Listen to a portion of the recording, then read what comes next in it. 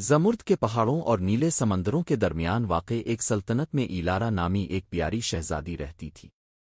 دن بھر وہ شاہی فرائض انجام دیتی مگر رات کو وہ ایک خوابوں کی دنیا میں چلی جاتی جہاں غیر معمولی چیزیں حقیقت بن جاتی تھیں۔ ایک رات جب ایلارا نیند میں تھی اس کے خواب نے اسے ایک روشن دائرے میں پہنچا دیا جہاں چمکتی روشنیوں اور آسمانی موسیقی کا سما تھا۔ وہاں ایک شاندار قدیم درخت تھا جس کی شاخیں چمکدار پھولوں سے لدی ہوئی تھیں۔ ہوا میں میٹھی خوشبو رچی ہوئی تھی اور زمین پر بکھری ہوئی پنکھڑیاں نرم روشنی میں چمک رہی تھیں۔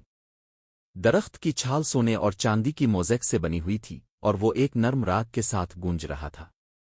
درخت کی بنیاد پر ایک چمکتا ہوا تالاب تھا جس میں آسمان کی عکاسی ہو رہی تھی مگر یہ عکاسی عام نہ تھی بلکہ زیادہ متحرک اور زندہ تھی۔ ایلارا اس تالاب کے قریب پہنچی اور اس کی سطح پر رقص کرتے رنگوں سے مسحور ہو گئی۔ اچانک تالاب سے ایک نرم اور واضح آواز آئی، شہزادی ایلارا، اب کو ایک اہم مشن کے لیے چنا گیا ہے۔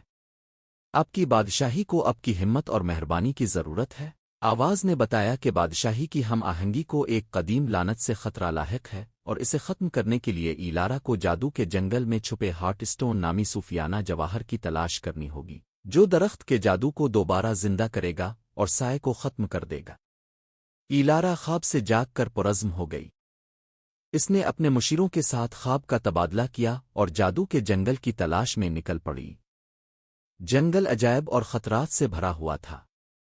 چاندی کی طرح چمکتے درخت پیچیدہ سائے ڈال رہے تھے اور صوفیانہ مخلوقات جنگل میں چھپی ہوئی تھیں۔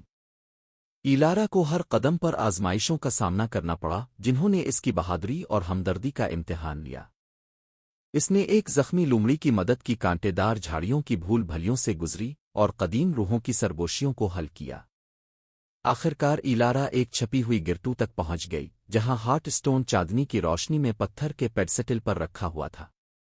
جیسے ہی وہ قریب آئی ایک سیاہ دھند نے جواہر کو چھپانے کی کوشش کی، لیکن ایلارا نے پختہ دل اور خالص ارادے کے ساتھ ہارٹ اسٹون کو چھوا اور فوراً ایک شاندار روشنی پھوٹ پڑی جس نے سائے کو منتشر کر دیا اور گرتو کو سنہری چمک میں نہلا دیا۔ ایلارا کی واپسی پر درخت جو مٹنے کے قریب تھا اب لمبا اور چمکدار کھڑا تھا اور اس کی شاخیں ستاروں کی طرح چمکدار پھولوں سے بھری ہوئی تھیں۔ سلطنت میں امن اور ہم آہنگی بحال ہو گئی تھی۔ لعنت ختم ہو گئی اور ایلارا کی بہادری اور مہربانی کو ہر طرف سراہا گیا۔ ایلارا کے اس خواب نے نہ صرف بادشاہی کو بچایا بلکہ اسے یہ سکھایا کہ حقیقی طاقت دل کی پاکیزگی میں ہوتی ہے۔ اس دن کے بعد سے ایلارا کی حکمرانی میں سلطنت محبت اور امید کے ساتھ پروان چڑھی۔ جب بھی ایلارا آنکھیں بند کرتی وہ کبھی کبھی خود کو دوبارہ اس قدیم درخت کے سامنے کھڑا پاتی جس نے اس کے سفر کو اس کی منزل تک پہنچایا تھا۔